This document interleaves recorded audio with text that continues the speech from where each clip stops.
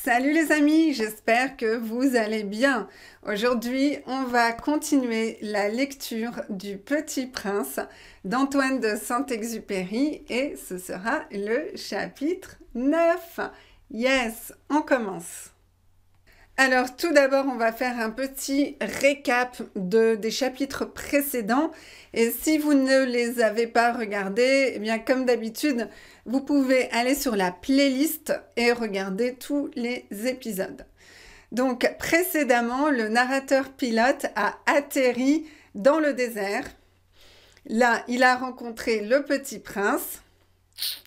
Celui-ci vient d'une autre planète. On comprend qu'il est triste quelquefois à cause d'une fleur qui est arrivée sur sa planète. Elle est très belle, mais très arrogante. Ok, allez, on continue, on lit la suite.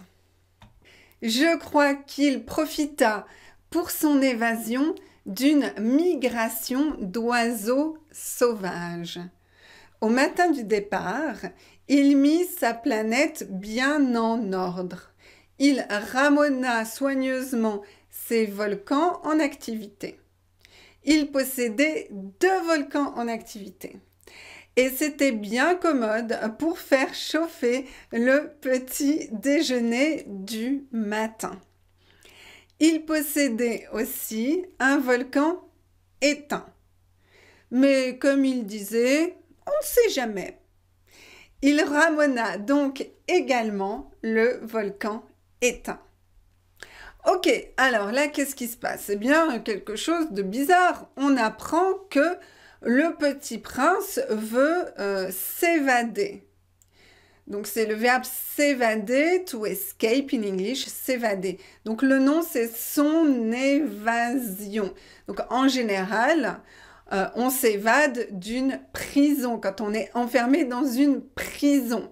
Mais là, le petit prince, il n'est pas dans une prison, il est sur sa planète. Alors, pourquoi est-ce qu'il veut s'évader?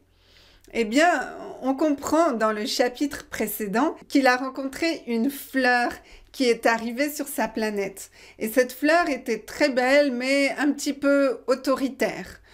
Tu dois me ramener mon petit déjeuner, tu dois me mettre un paravent, tu dois me protéger, etc. Et le petit prince, il n'a pas l'habitude d'avoir quelqu'un qui lui dit ce qu'il doit faire chaque jour. Le petit prince, c'est une personne solitaire. C'est une personne qui aime la solitude et qui aime faire ce qu'il veut faire quand il veut le faire. Et quand il y a une rose, une fleur qui arrive, eh bien, cette fleur, elle prend beaucoup d'espace et elle impose beaucoup ses idées, ses opinions et elle lui demande de faire beaucoup de choses. Et je pense que le petit prince, il a ressenti une pression et donc il a voulu s'évader et partir de sa propre planète pour pouvoir être libre loin de la fleur. Ah, c'est un peu compliqué tout ça. Alors on comprend qu'il y a, comme dans l'épisode précédent, une comparaison avec la relation amoureuse et avec les femmes. Donc voilà, peut-être que c'est du vécu et que l'auteur du livre veut faire une comparaison avec la relation amoureuse quand il y a une femme qui arrive, qui est peut-être, lui, c'est ce qu'il a senti, qu'il y a une femme qui est arrivée dans sa vie et qui a pris beaucoup d'espace et il a eu besoin de partir loin. Voilà, avec son avion. Ok, mais il va peut-être le regretter, ça on a compris aussi. Mais on verra.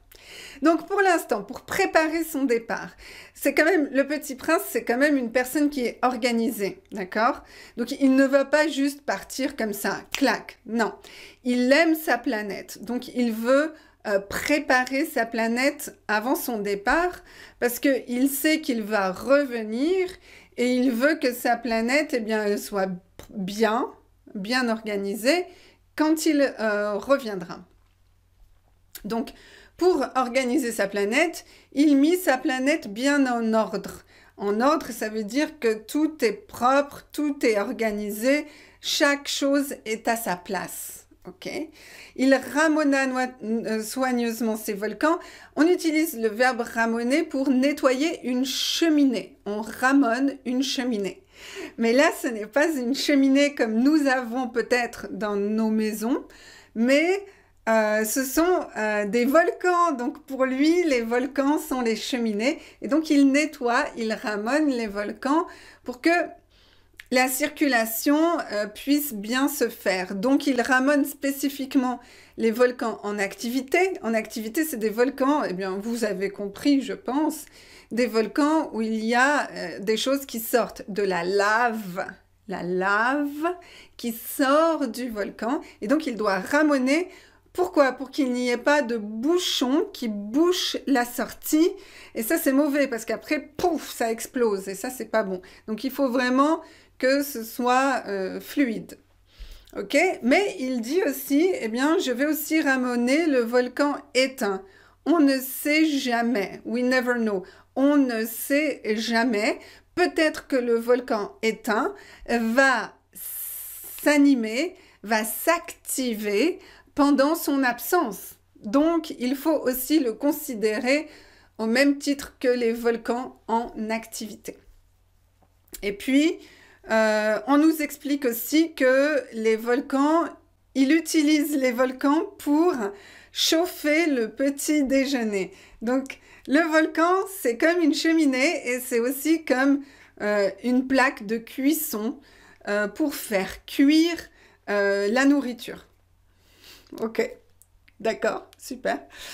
C'est un petit peu dangereux, mais bon, lui, il a l'habitude, donc...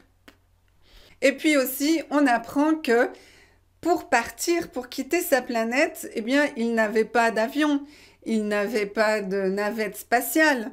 Donc, il a utilisé, eh bien, une migration d'oiseaux sauvages qui partaient et qui l'ont emmené avec lui. Donc là, vous voyez les oiseaux sauvages, et il s'est attaché aux oiseaux sauvages pour partir.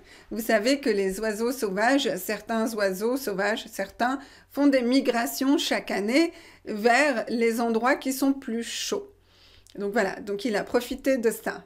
Bon, alors bien sûr, vous allez dire, ce n'est pas logique, il n'y a pas d'oiseaux dans l'espace. Voilà, mais le Petit Prince, l'histoire du Petit Prince n'est pas basée sur une logique, une rationalité scientifique, mais elle est plutôt basée sur une logique émotionnelle. Donc voilà, c'est différent. On continue. S'ils sont bien ramonés, les volcans brûlent doucement et régulièrement sans éruption. Les éruptions volcaniques sont comme des feux de cheminée. Évidemment, sur notre Terre, nous sommes trop petits pour ramoner nos volcans. C'est pourquoi ils nous causent des ennuis. Ok? Donc, là, on nous explique la logique des volcans. Parce que c'est vrai, c'est quelque chose d'un peu bizarre. Hein? Donc, s'ils sont bien ramonés, hypothèse, si, S', s'ils sont bien ramonés, donc s'ils sont bien nettoyés, les volcans brûlent doucement et régulièrement. Donc la lave sort doucement, régulièrement. Il n'y a pas d'éruption, d'explosion, comme je vous expliquais tout à l'heure. Parce que les éruptions, les explosions, c'est dangereux. Alors que de la lave qui sort doucement, ça va. Peut-être que ça va encore. Donc, il compare la cheminée avec le volcan. Donc, on continue la comparaison. Les éruptions volcaniques sont comme des feux de cheminée. Mais la différence, c'est que sur notre Terre, eh bien, nous, les êtres humains, on est trop petits comparé à la taille du volcan qui est trop grande. Donc, on ne peut pas ramoner un volcan. Mais lui, sur sa planète, c'est complètement différent. Parce que la planète, elle est petite comme ça. Et lui, il est grand sur sa planète. Et donc, le volcan, il est petit. Donc, c'est comme une plaque de cuisson dans sa cuisine. Donc, pour lui, un volcan, c'est facile à ramoner. Au niveau de la taille, proportionnellement, sa taille est plus grande que le volcan. Donc, c'est différent de nous, puisque pour nous, sur notre planète, le volcan est plus grand que nous. Et c'est aussi la cause, donc c'est aussi pourquoi, eh bien, les volcans, c'est les volcans nous causent des ennuis, des tas d'ennuis. Des tas, ça veut dire beaucoup. Beaucoup d'ennuis, beaucoup de problèmes, d'accord? Ennui dans cette situation, ça veut dire beaucoup de problèmes. Et là, on a le verbe causer qui signifie provoquer, d'accord? Apporte, amène beaucoup de problèmes. Ok. Alors, vous voyez ici sur l'image, eh bien, vous voyez la taille du petit prince, proportionnellement à la taille du volcan. C'est ridicule. En fait, c'est comme si le petit prince est un géant sur sa planète. Il n'est pas adapté, enfin, ça c'est très subjectif, mais on peut dire qu'il n'est pas adapté à la taille de sa planète. Donc, il est vraiment très très grand. Là, on voit qu'il est en train de ramoner son volcan. Ok. Là, on voit qu'il utilise un volcan en activité pour faire cuire son petit déjeuner, pour préparer son petit déjeuner. Et puis là, on voit ici la fleur. Et puis là, on voit encore un autre volcan. Voilà. On continue. Le petit prince arracha aussi, avec un peu de mélancolie, les dernières pousses de baobab. Il croyait ne jamais devoir revenir. Mais tous ses travaux familiers lui parurent ce matin-là extrêmement doux. Et quand il arrosa une dernière fois la fleur et se prépara à la mettre à l'abri sous son globe, il se découvrit l'envie de pleurer. « Adieu, dit-il à la fleur. » Mais elle ne lui répondit pas. Ok, donc, il continue ses préparations. On dit en français c'est préparatif pour quitter la planète. Donc, il a arraché. Donc, ça veut dire, hop, il y a quelque chose qui est dans la terre et vous l'arrachez. On arrache les mauvaises herbes. Et là, il arrache les pousses de baobab parce que vous savez que les pousses de baobab, eh bien, elles grandissent et elles détruisent sa planète. Donc, il doit faire ça très souvent. Et d'ailleurs, quand je pense à ça, je suis très inquiète parce que je me dis que s'il quitte la planète, qui va arracher les pousses de baobab après, par la suite? Personne, puisque la fleur, elle ne peut pas arracher une pousse de baobab. Donc ça veut dire que s'il part très longtemps, sa planète va exploser à cause des baobabs. En tout cas, elle sera détruite. Oh, c'est triste. Et puis, vous voyez, ben, il dit, il croyait ne jamais devoir revenir. Donc, je me suis trompée tout à l'heure quand j'ai dit qu'il voulait revenir. Non, il ne veut pas revenir. Il pense qu'il n'allait pas revenir. Il pensait qu'il n'allait pas revenir. C'est un petit peu extrême quand même. Mais tous ces travaux familiers lui parurent ce matin-là extrêmement doux. Donc, c'est le verbe paraître qui est conjugué au passé simple. Okay? On connaît le passé simple parce qu'il y a beaucoup de passé simple dans Le Petit Prince et on a déjà étudié ça dans les chapitres précédents. Ok, donc ces travaux familiers, d'habitude, c'est pas les travaux familiers, le ménage, le rangement, tout ça, le jardinage. Quelquefois, c'est un petit peu ennuyant ou fatigant. Eh bien, ce jour-là, non, ce n'était pas fatigant. C'était extrêmement doux. Et oui, parce que quand vous savez que vous faites une chose pour la dernière fois, eh bien, il y a de la nostalgie et finalement, on apprécie plus les choses quand on sait qu'elles sont éphémères. Voilà, malheureusement. Donc, on continue avec le texte et se prépara à la... Ah oui, alors ensuite, il s'occupe de la fleur. Donc, je regarde ici parce que il y a ma caméra, donc je ne vois pas tout le texte. Donc, il arrosa une dernière fois la fleur. Donc, il arrose une dernière fois la fleur? What? Mais c'est horrible! Quand on y pense, ça signifie que elle va mourir.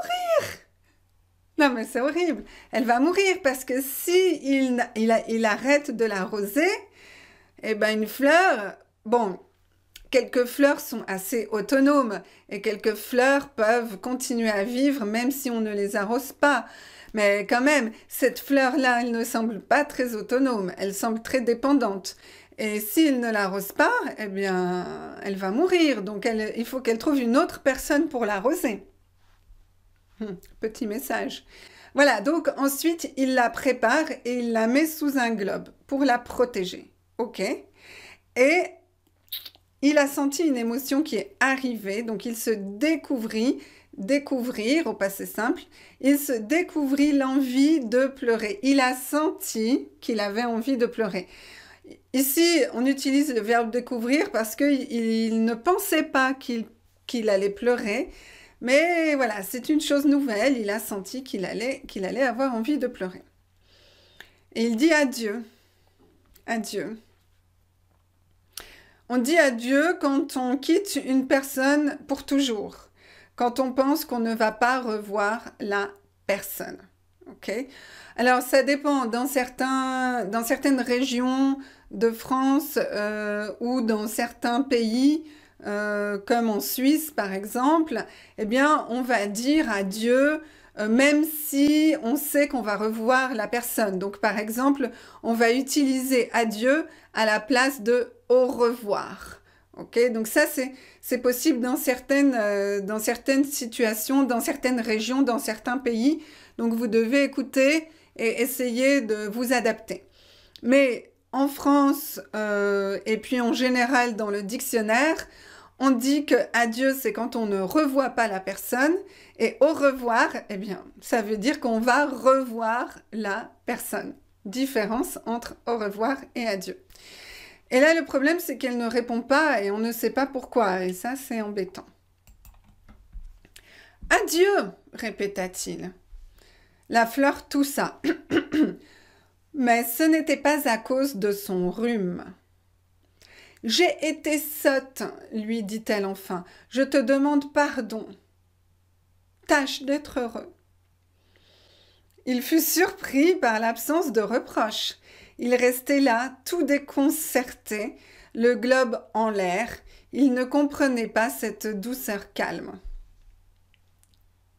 Ok, c'est très intéressant là. On est vraiment dans la description d'une séparation amoureuse, d'accord? Donc là, cette séparation, elle se passe d'une certaine façon. Le petit prince doit partir parce que pour lui, il y a trop de pression. Et il pense que la fleur va lui faire des reproches parce que il est conscient qu'il part très rapidement, sans explication, et un peu brusquement. Donc, il s'attend à ce que la fleur lui fasse des reproches par rapport à son comportement, par rapport à cette évasion. Mais la fleur ne lui fait pas de reproches. Au contraire, elle s'excuse. J'ai été sotte, j'ai été stupide, lui dit-elle. Je te demande pardon, je te demande pardon. I apologize. Je te demande pardon. Tâche d'être heureux. Le verbe tâcher veut dire essayer, mais c'est tellement formel qu'on l'utilise très rarement quand on parle. Tâche d'être heureux, essaye d'être heureux. Donc elle lui dit, en gros, elle lui dit, je veux que tu sois heureux. Pars.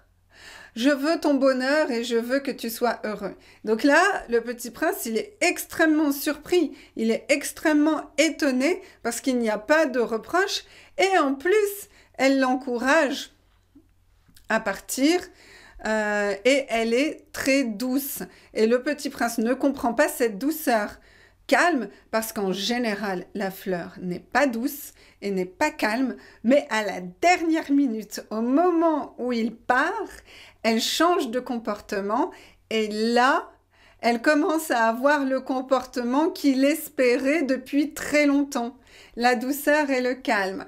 Alors, est-ce que c'est une stratégie pour lui faire regretter de partir? Et est-ce que c'est une stratégie pour que finalement il change d'avis et il reste. Allez savoir, les femmes sont très compliquées quelquefois. En tout cas, c'est le message. Voilà, donc on continue. Qu'est-ce qui va se passer? Mais oui, je t'aime, lui dit la fleur. Tu n'en as rien su par ma faute. Cela n'a aucune importance. Mais tu as été aussi sot que moi. Tâche d'être heureux. Laisse ce globe tranquille. Je n'en veux plus. Mais le vent, je ne suis pas si enrhumée que ça. L'air frais de la nuit me fera du bien. Je suis une fleur. Mais les bêtes, il faut que je supporte 2 ou 3 chenilles si je veux connaître les papillons. Il paraît que c'est tellement beau. Donc là, on voit qu'il y a un total changement d'attitude de la part de la fleur, mais une transformation complète à la dernière minute. Donc, avant, dans le chapitre précédent, on a vu que la fleur était très sensible, qu'elle voulait beaucoup de protection, qu'elle ne voulait pas abîmer ses pétales. Donc voilà. Et là, tout d'un coup, elle dit « Laisse ce globe tranquille ». Leave this globe, donc laisse ce globe tranquille. Ne touche pas à ce globe, ne mets pas le globe sur moi. Je ne veux pas ce globe, je n'en veux plus. Not anymore. Je n'en veux plus. Je veux être à l'air libre. Je veux sentir le vent. Je ne suis pas si enrhumée. Enrhumée, c'est quand on est malade au niveau du nez et qu'on se mouche. Quand on est enrhumé, on a un rhume. Je ne suis pas si enrhumée. I am not so. Donc si, c'est so. Je ne suis pas si enrhumée. Et l'air frais de la nuit me fera du bien. D'accord, donc l'air frais sera bon pour moi. Pourquoi? Bien parce que je suis une fleur. Et c'est naturel de sentir l'air quand on est une fleur. Donc, elle devient normale, elle devient plus naturelle, alors qu'avant, elle était différente. Avant, on avait l'impression qu'elle jouait un rôle de séduction, comme dans une comédie, comme dans une pièce de théâtre, comme dans un film. Elle jouait un rôle de princesse, peut-être parce qu'elle pensait que la princesse est plus séduisante et que le petit prince aimait les femmes qui étaient princesses. Mais en réalité, c'était complètement le contraire. Le petit prince n'aime pas les personnes qui sont superficielles. Il n'aime pas les personnes qui sont un peu arrogantes. Donc finalement, c'est une incompréhension mutuelle. Ça veut dire que les deux n'ont pas pu communiquer ensemble, parce que tu n'en as rien su. Elle lui dit « je t'aime », donc elle lui fait une déclaration d'amour. Tu n'en as rien su. C'est le verbe « savoir » au passé composé. Donc, tu n'en as rien su. Je ne t'ai pas dit ça avant. Tu ne savais pas ça avant par ma faute, parce que je ne te l'ai pas dit. Tu ne pouvais pas le savoir. J'aurais dû te dire avant que je t'aime. I should have told you before that I loved you. J'aurais dû te dire, c'est ma faute. Mais tu as été aussi sot que moi. Tu as été aussi stupide que moi. Pourquoi? Parce que tu aurais dû me dire que tu n'aimais pas mon comportement. Tu aurais dû me parler. Tu aurais dû me dire que tu n'aimes pas la princesse, que tu aimes les personnes naturelles. Tu aurais dû communiquer avec moi pour m'expliquer ton problème. Peut-être que si tu m'avais expliqué, eh bien j'aurais changé. Mais comme tu es solitaire, tu ne parles pas, tu gardes les choses à l'intérieur, tu n'exprimes pas, tu n'as pas expliqué ton problème. Et moi, je pensais que tu aimais les princesses, mais tu n'aimes pas les princesses. Maintenant, je réalise que tu n'aimes pas les princesses. Et voilà, donc je comprends qu'il y a eu un problème de communication. Et c'est pour ça qu'il y a aujourd'hui la séparation. Et ensuite, il dit, le petit prince lui dit, mais les bêtes vont t'attaquer, parce qu'on a parlé, les bêtes, c'est les animaux. Les animaux, on a parlé du tigre. Le tigre va t'agresser. Oh, mais il faut bien que je supporte 2 ou 3 chenilles. Donc là, elle ne parle pas du tigre parce qu'elle réalise qu'il n'y a pas de tigre sur sa planète. D'accord? Sur la planète du Petit Prince. Il y a seulement des chenilles. D'accord? Et les chenilles se transforment en papillons.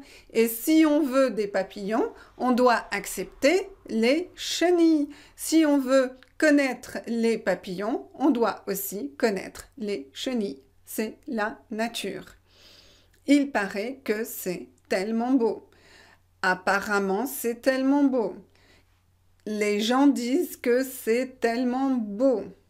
Donc, si on veut connaître des choses qui sont belles, on doit être un peu courageux et on ne doit pas toujours se protéger parce que si on se protège trop, eh bien, on n'a pas accès à des choses qui sont plus belles et plus jolies que la norme. Voilà, beaucoup de messages dans Le Petit Prince. On continue. Sinon, qui me rendra visite? Tu seras loin, toi. Quant aux grosses bêtes, je ne crains rien. J'ai mes griffes. Ok. Et elle montrait naïvement ses 4 épines. Puis elle ajouta, « Ne traîne pas comme ça, c'est agaçant. Tu as décidé de partir, va-t'en. » Ok. Donc ça, on continue. Sinon, qui me rendra visite? Vous connaissez ce mot? Sinon, if not, sinon, otherwise, sinon, qui me rendra? Donc ça, c'est le futur du verbe rendre. Et on dit rendre visite. On ne dit pas visiter une personne, c'est rendre visite à une personne. Bon, je répète toujours ça parce que c'est une erreur classique. Donc sinon, qui me rendra visite? Tu seras loin, donc encore le futur simple. Tu seras loin, toi. Quant aux grosses bêtes, quant aux grosses bêtes, alors ça, c'est une expression de l'opposition. Si vous voulez apprendre l'opposition, clac, vous pouvez regarder ma vidéo sur cette leçon. Donc là, on oppose les visites précédentes qui sont jolies, qui sont sympathiques, comme les papillons, aux visites de bêtes qui sont un peu plus grosses, donc des animaux qui sont plus gros, plus agressifs comme le tigre. Je ne crains rien, c'est le verbe craindre, avoir peur. Je n'ai pas peur, je n'ai peur de rien. J'ai mes griffes. Les griffes, eh bien, c'est les choses, on a déjà vu ça, les choses que les tigres ont, par exemple, ou même les chats, par exemple, les félins, ils ont pour attaquer. Eh bien, elle dit qu'elle a des griffes, mais en réalité, elle n'a pas de griffes. Elle a des épines. Voilà. Et les épines et les griffes, oui, ça se ressemble, mais ce n'est pas la même chose, d'accord? C'est moins efficace pour se défendre, j'imagine. Quoique. Ne traîne pas comme ça. Ne traîne pas. Traîner, ça veut dire aller lentement. Ne va pas lentement comme ça. Parce que le petit prince, il reste, il range, il fait ça, il s'occupe de ça avant de partir. Elle lui dit, vas-y, pars, pars. Tu as décidé de partir, va-t'en. Va-t'en, c'est une expression pour dire pars, leave, pars, va-t'en. Va-t'en est à la forme formelle, allez-vous-en.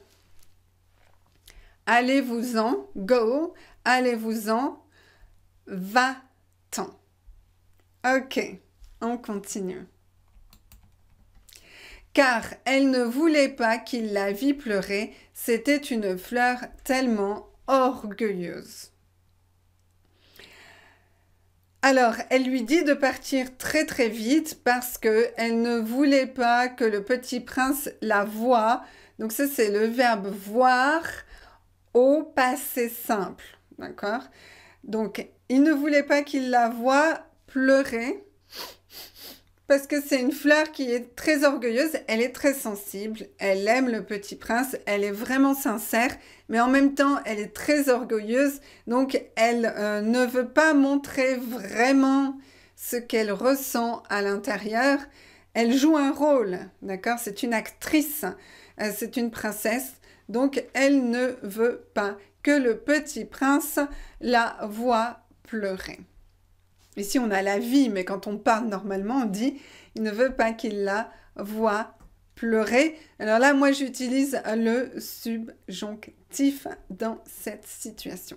Voilà, donc on comprend toujours que dans ce chapitre, on est en train de parler de la séparation amoureuse. Dans le chapitre précédent, on parlait de la rencontre et de l'adaptation, la non-adaptation entre deux personnes. Et là, on est dans la séparation. Ça va très très rapidement, mais c'est très intéressant. Il y a beaucoup de métaphores et il y a beaucoup de messages qui sont cachés derrière ce chapitre et puis même en général dans tout le livre du Petit Prince. C'est pour ça qu'on aime tellement ce livre. Parce qu'on ressent beaucoup de choses, même si on ne comprend pas tout ce qu'il y a, eh bien, on sent qu'il y a beaucoup de choses émotionnelles qui sont cachées derrière et qui peuvent nous faire penser à des situations qu'on a déjà vécues ou qu'on a déjà observées. Voilà. Voilà, donc j'espère que vous avez aimé ce chapitre. Si c'est le cas, eh bien vous pouvez mettre un petit like, vous abonner, activer la cloche. Et je vous dis à très bientôt pour la suite du Petit Prince. Ciao, ciao!